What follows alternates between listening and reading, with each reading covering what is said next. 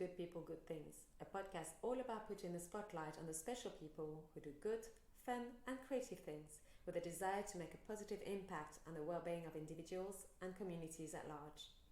This series is brought to you with a mixture of French and, I'm told, South African accent. I am Flo, your host and a yoga teacher by trade. Let me introduce you to Hannah Turner-Voakes. Along with her husband Steve, Hannah is the owner of the versatile Paper Dress, located in Hackney, East London. Paper Dress is a vintage shop, a music venue, a photography studio and a yoga studio. So potentially you could spend your entire afternoon on site and have a good balance of fashion, pampering and partying. The reason I wanted to have Hannah on this series is that with Paper Dress, you really managed to create such a nice and vibrant community. Anyway, that's my opinion. And from the people who work there, people who come to the venue in any capacity, there's this real sense of creativity, it's chill vibes, and generally speaking, it's a great space to hang out and socialize. As for Hannah, Hannah is a wonderful woman, the kind of woman I like to be more like actually. For her sense of style, her ability to thrive in social settings, and to lead with purpose, but a caring hand. I would know because I work for Hannah as a yoga teacher, and let me tell you, she's an absolutely ideal boss. Hannah is also the mother of a lucky little boy, whom I had a pleasure to steal cuddles from on a few occasions. Oh, and she has a great radio voice, so people enjoy. Here she comes. Hannah, welcome, and thank you for being my guest. Let's start to talk a little bit about you. You grew up in Bradford, which is in West Yorkshire. I totally had to look that up, by the way. I'm so bad with geography, it's pathetic. How did a Northern lass end up opening an iconic enterprise in East London? Oh, well, thank you for the amazing introduction to begin with. I'm not sure my ego is going to fit through the door anymore, but we'll cope. So yeah, I grew up in Saltaire in Bradford. I guess I was always into arts, and I was working at a vintage clothing shop in Saltaire for my university years. And throughout my university years, I studied textiles actually at Norwich. Worked with another girl, Mel, who's a very talented artist, and we came to London to study fine art at Chelsea College of Art. So I came for university. I was also working in a bar and a pub at the same time, so a little bit of the work-play balance. And in this bar, this pub, met a chap who introduced me later in life to an investor. So I came to London, loved London, was studying art, was excited by it, moved back north afterwards for romantic ties. And then whilst I was up north, kind of, finished my art degree, finished my textile degree, was still dealing in vintage clothing. So the shop that I worked at previously, I had got various different contacts, I guess, from up north. So various different markets, specialist dealers. But kept in touch with all my friends in London, and there was a kind of slow transition. I mean, I fell in love with London when I was here, which as a northern lass you're not really supposed to say, because we're all supposed to hate southerners, but actually, the big city, the bright lights, the culture, the nightlife, the art life. Terrible. Yeah, I know, awful things. But it really appealed, and I think after university, it's quite hard to make a living as an artist, so I had to go home. Lived up in Newcastle for a bit, but the vintage clothing and the friends were the consistents in my life. So I was buying and selling, doing a few fairs, and coming down to London to do the fairs. So very punctually. Yeah, exactly. Kind of drip by drip over a couple of years, doing a few fairs, and going in between the north and the south, which was great for a while. And then got a fantastic opportunity through a friend who introduced me to an investor, a little bit kind of Dragon's Den-esque. I kind of had to present my business proposal of vintage clothing, which was basically buy it cheap up north, sell it expensive down south. Yes, a great business model. A little bit more involved in that, but it kind of, that was the general gist of it. And he went for it, and we opened in Shoreditch in 2007 on Curtin Road, all those years ago. Yes, it's also a really nice road for bars. And it is indeed. I mean, at the time, Shoreditch was it was a little bit Nathan Bartley. I don't know if you've ever seen that programme. It's very very funny kind of piss take of what Shoreditch and East London was like at the time, ultra hipsters and kind of craziness, and like someone would come through the door with paint in their hair and pretend it's style, that kind of thing, like totally. You just love London. Totally. And that was why I kind of knew that area was going to be great for a vintage clothing shop, people who want to buy kind of unique pieces that are a bit cheaper and stuff. But Shoreditch was an interesting place at the time, and then kind of moved a bit more into the nightlife scene that it's definitely known as now. So Paper Dress, originally a vintage clothing shop. Yes. So when did you know Steve at the time? Was Paper Dress just your baby? Paper Dress was just my baby. Ah, d'accord. Yeah. So the French came out with d'accord. And that happened again, sorry about that. You're allowed, Flo, you are French. Yeah, a little bit, a lot. We started off just as a vintage clothing shop. I mean, my inspiration for vintage, I guess, has come from my family, my mum.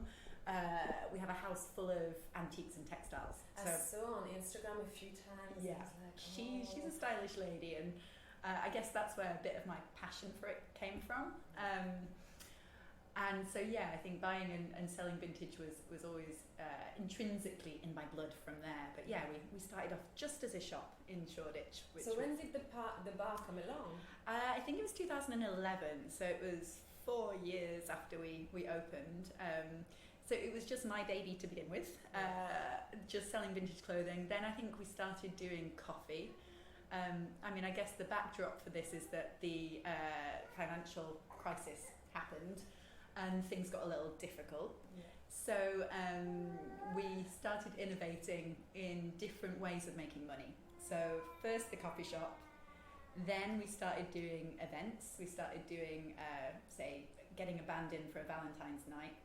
I guess crucially I should mention that I met my now husband. Okay, yes. At a rave. He had to come into the scene at some point. He did. Met him at a big party, hit it off. And he, his job, his career was managing bands. So slowly the two worlds collided. Brilliant. We're just going to pause here a second because Hannah is here with a lovely little boy. I'll mention him in a bit, and he's waking up. So we'll be right back. And we're back, and we have a lovely guest with us. You might hear him a little bit in the background. So Hannah, I wanted to ask you also, and you probably have been asked this question a lot, but how did you settle on the name Paper Dress? I mean, it's funny looking back, isn't it? Because now it's so intrinsically is the business. At the time, there were a few names that I was kind of batting around. I think Pink Lady Vintage was one that I was thinking about because I love the colour pink. And also Mona Valeska, which was my grandma's name, which I love the idea of it, but actually it's quite a mouthful. Yeah. I was like, what was that? Exactly. So Paper Dress, I mean, I think when I was studying textiles, I came across paper dresses. The kind of most infamous is the Campbell Soup Andy Warhol one. In the 1960s, they actually printed and made paper dresses, which you could cut to size or length, so you could have a super short little paper dress. Less popular, they had paper bikinis. I wonder why. Yeah. That's incredible. Yeah, so they had these dresses, and I bought a few of them, and for me, I mean, especially at the time, my style was very 60s. I loved the idea, the fun, the exuberance, the playfulness, the creativity, and the kind of buzz that, when you look back on the 60s, and especially London in the 60s. And that was what I wanted to incorporate. Barbara Hulanicki with Bieber, Mary Kwan, all those kind of things are really inspiring to me. So paper dress kind of, I was like, maybe, and it stuck. And for me now, I'm really proud of the name. I think it works really well. Did you see the movie Last Night in Soho? Yes, I did. I mean, the movie is whatever it is, like it opens the style. The style, and she started when it opens. I think one of the opening scenes, she's dancing around in a paper dress. Like she looks amazing. She looks incredible. Yes, not many people could pull that off. No. So you did say that Paper Dress opened first in 2007 in Shoreditch. So first as a vintage clothing shop, then. You incorporated the bar side of it. What led you, and you told me it was in 2015, to uproot Paper Dress from its Shoreditch location to Hackney? I mean, at the time, I remember being quite upset by the fact that we were being turfed out by our landlords.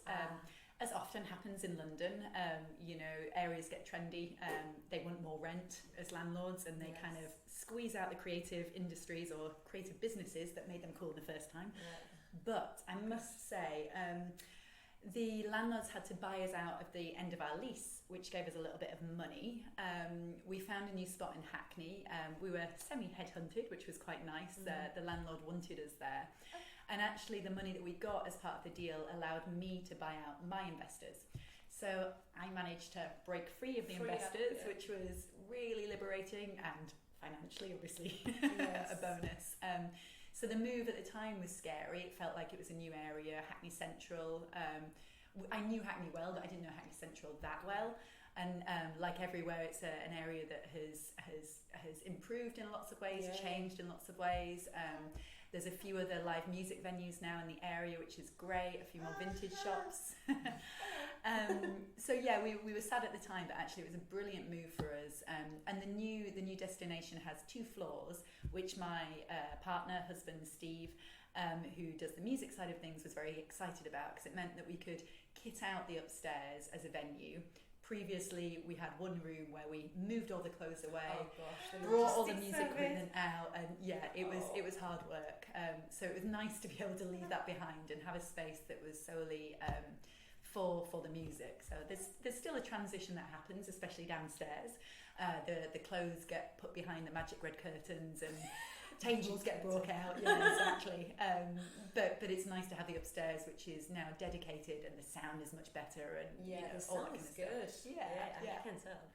My husband actually played there as well. But and you extended the outdoor portion of the shop and music. That was, I guess, part of lockdown, which made you think creatively, and for us made us realise the value of outside space. So we extended and we extended again, and we created an outdoor space with a bit of comfort, a bit of heat and cover. You've done so well. It's a lovely space to hang out.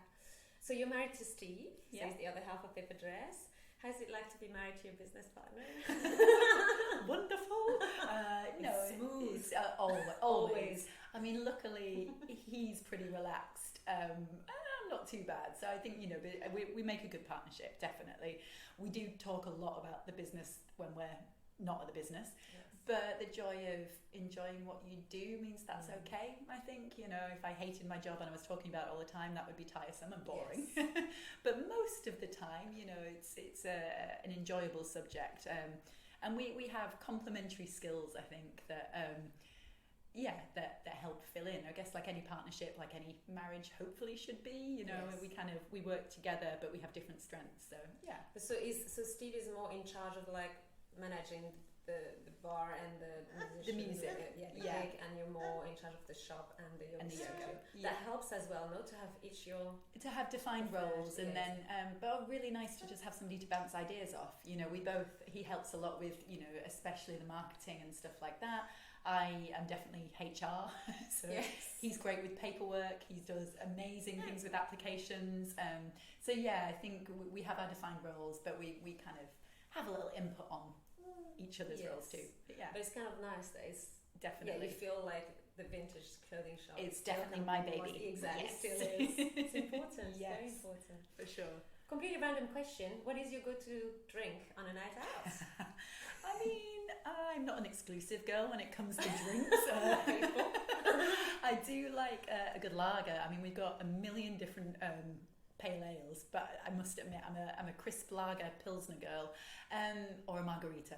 If I want something with a bit of a kick, then tequila, lime juice, salt, I'm yours.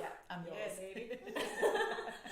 And then what are your favourite bands at the moment? Like, what do you listen to? I mean, when I say at the moment, it could be, of course, like... I was going to say, I'm very much stuck in the past with my music taste. Steve is much more on modern music, and as he should be. And, in London, there's an array of talented musicians and bands. So much. For me, the Rolling Stones, Bowie, Van Morrison, all the kind of classics, a bit of Northern Soul, disco, I'm not adverse to... but a lot of stuff pre-1980s. Yes, I'm with you. I mean, I like new stuff, but I need to be introduced to them. So that's Matt's role, that's my husband's role. Yeah. And I'm grateful because It's very useful to have someone to do that, isn't it? It's something that always surprised me actually with my own parents. I felt like there was Elvis Presley, like Johnny Cash, and then lots of classical music. And my mom, like, I think, I don't know how you pronounce it, I think it's John Baez? Is the way you John pronounce Baez, it? In French we'd probably say John Baez. Yeah. So it's just... Much more romantic. And I was always like, romantic. You make everything sound romantic. But yes, I was always surprised that there seemed to be no updating of their musical taste. But now I'm like, as a parent, I'm the same. And it's also like, you need to have time to actually hunt for... To explore. Yeah, to explore. I mean, it's made easy with Spotify and other platforms, but it's a time-consuming... It is. Full-time job, Steve would say. Yeah. You can tell. But so it's good to have a bit of a mixture, definitely revisiting old classics and new stuff. So switching to another aspect of your business and life, you did a yoga teacher training in London back in 2016. What was the motivation to become a teacher yourself and to open your own studio? I think like a lot of people doing teacher training, I first did it to deepen my practice in some ways. I'd been practicing yoga since I was like 18. I started with a Jerry Halliwell video, which kind of shows how old I am. It's the Spice Girls doing yoga. Yeah. And it was with, what's her name? Appleton? No? Yes, Appleton? What's her name? Something. Yes, from the other girl band. Same. Yeah, and I was like, and she was actually doing really good. She was doing good stuff, a lot of good vinyasa flow back in the day.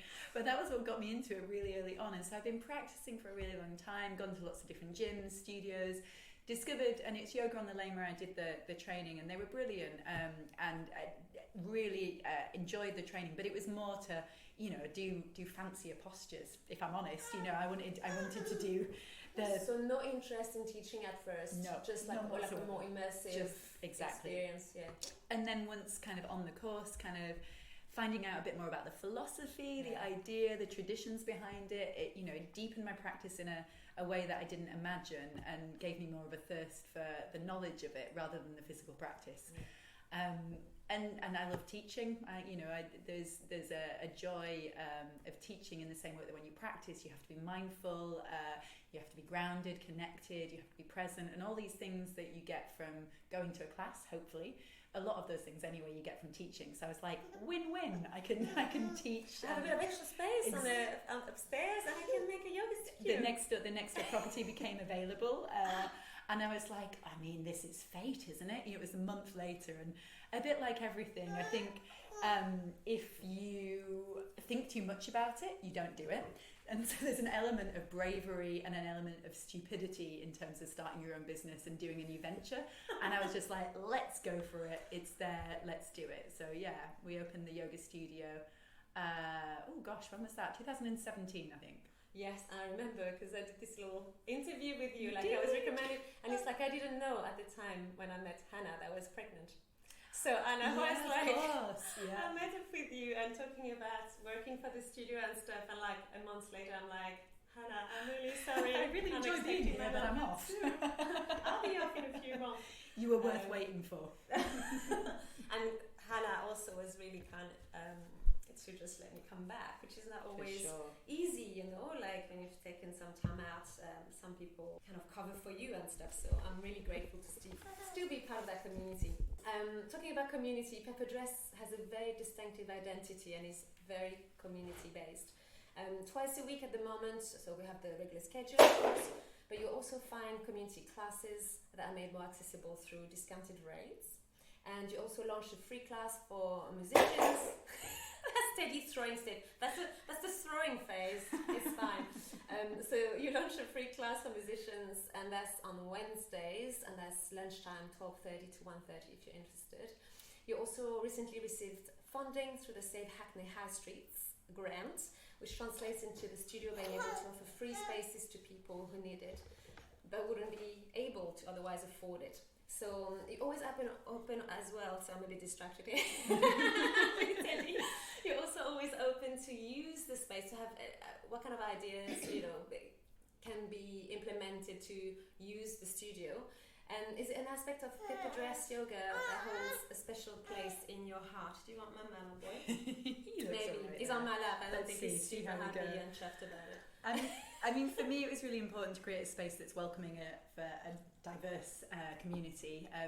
I don't like the idea of yoga being exclusive, which it sometimes which can be. Which tends to be. Yeah. Can be quite elitist because it's not cheap to go to yoga. It's not. Most studios. And I think sometimes studios can be a bit intimidating. You know, everyone's got this picture perfect, whatever, wearing certain things. Lululemon. Exactly. Sorry, maybe I shouldn't quote brands, but that's Sweaty Betty, Lululemons are usually the one people. Other brands are available. Yeah, they are, and non-brands and just vintage stuff you can exactly. wear. An 80s aerobic leotard. Exactly, why not? That would look awesome. We should do that. We should. Yeah. But yeah, I mean, I think. It's nice to have this space used for other things. We've hired it out to the Mare dancers who are go-go dancers doing a dance class. We've just launched a new African dance class on a Friday, which again has a low-income option. So if people can't afford, great. If they can, even better. It's not easy to be a teacher or run a studio, but we want it to be an accessible place that people can come, even if they can't afford it. And yeah, the Yoga for musicians is a really nice space, again, for another community. You know, people seem to hang out at the end and have a chat. They have a lot in common, I guess, if they're touring, if they have, you know, carrying heavy equipment, all that kind of stuff. And we've got a couple of places on an upcoming baby massage course and the mum and baby classes. So we're doing our bit. It's not easy, and I think, you know, some spaces can be intimidating and feel a bit inaccessible. So we're trying our hardest to come beyond that. And the grant from Hackney Council has really helped us, be able to offer those things, which is brilliant. Yeah, it's amazing because then you can, like you say, like reach out to people who would not otherwise. Yeah, be it's a privilege to have and that as an option. It's always absolutely, isn't it? Moving on to your latest venture, you are a mom, in case it was not made obvious just yet. So Teddy is here with us. Is under a year old. Have you adjusted and adapted to your new family unit? Well, as is rather obvious, I bring him along to lots of things. Isn't that right, You Ted? take him along when you go also buying. buy clothes up north and stuff. We have been up to Yorkshire a few times to do buying trips and handing him around and letting him play on the floor of piles of vintage dresses. Isn't that right, Ted? I was going to say so It's far. getting a bit long, this podcast, Mom. He's been very accommodating. No, he generally is really accommodating. I think at the moment it's good to bring him along. I'm sure at some point that might change. And, you know, I feel like I'm lucky that I have a job that I can bring him along to.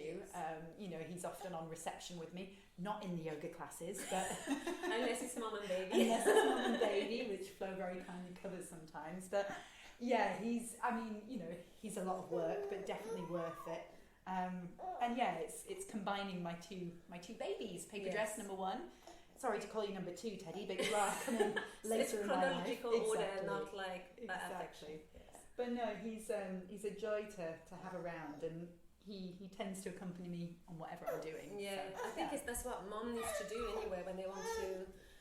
Ideally, if you're a freelance, especially, or have your own business, it has to happen, and they need to be more understanding about that. And hopefully, more and more venues will be able to offer some kind of a bit of childcare. I mean, I'm thinking bigger corporation and stuff. I mean, some companies have a gym, they don't have a creche, and it's actually, what's the point? Who's that catering for? Let's not get into the patriarchy. No. That would be a conversation for another time.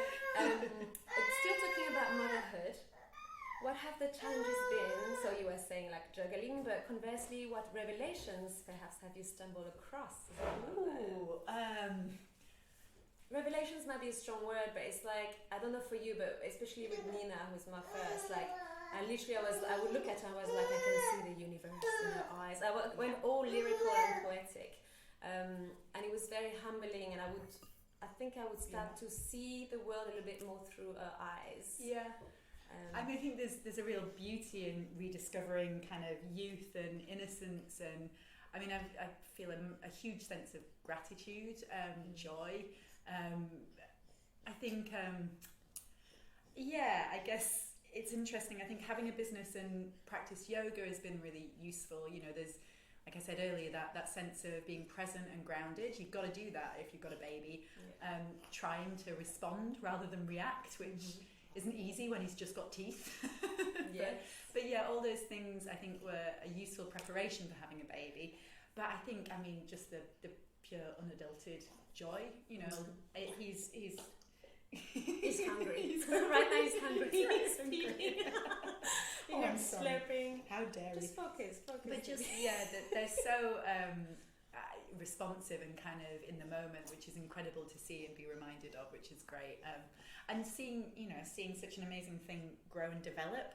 I always thought that babies up until 6 months just didn't do anything. I'm like, what are you talking about? He just moved his eye. And you know, when you're a mum and you're watching and you're observing, the changes, even if they're subtle, are just incredible to observe. So yeah, it's a real pleasure to kind of be part of that. Yeah, I found like it was like almost days would be like a nice meditation. Also not trying to expect perhaps a similar scenario to be happening over and over again. So for instance, you have a bad night's sleep or there's something happening and not really thinking, oh my gosh, I hope it's not going to happen again. It's just like, well, this has happened, but now I'm going to deal with the day moment to moment. They're going to be joyful moments, more challenging moments, and it's the best meditation I think to have a young one, because it's also very selfless, obviously. Like your attention is on someone else, fulfilling someone else's need, and sometimes can get over the top, but there's something beautiful about that. That's unconditional love. It is. They're good little teachers. They're the best. Sure. They're the hard ones. But they're surprised how much I talk about poo and sleep, though. That's probably revelation. Business, poo and pee, and probably teething at the moment as teething, well. yeah, for sure. But they're amazing. I found like parenthood is not an easy path, but I find in terms of yoga preparation, because I think often people think the physical postures are helping, and yes, absolutely, like they are helping, but it's the mindset that you work on for all these years, and it's true for motherhood, it's true for grief, you know, for anything that you're going to come across in life, for heartbreaks. It's a toolbox. It's a toolbox. It prepares you. You feel like you're able to somehow slowly put pieces back together when before you would have crumbled. Yeah, absolutely. So it's a really useful skills to learn. Isn't it right? To discover. Well, Hannah, thank you so much for your time. So Teddy's been super patient. You can't see it, but Hannah has been like feeding Teddy banana and breastfeeding and doing all these things while talking really beautifully about life. You are too kind, Flo. Thank you so much. So it was a pleasure to catch up with you. If you'd like to find out more about Pepper Dress, please head to pepperdressvintage.co.uk. That's all in one word and lowercase. So that's for the shop and music venue. Then if you're interested in finding out more about the photography studio, that's pepperdressstudios.co.uk. So that's lots of S's. So pepperdress, double S, and then another S for studio, and another one at the end, studios. And then finally, for anything yoga related, head to pepperdressyoga.co.uk. And I'd say, head to the respective Instagram accounts because the pictures are really fabulous and gorgeous. Bye for now. Thanks again for listening.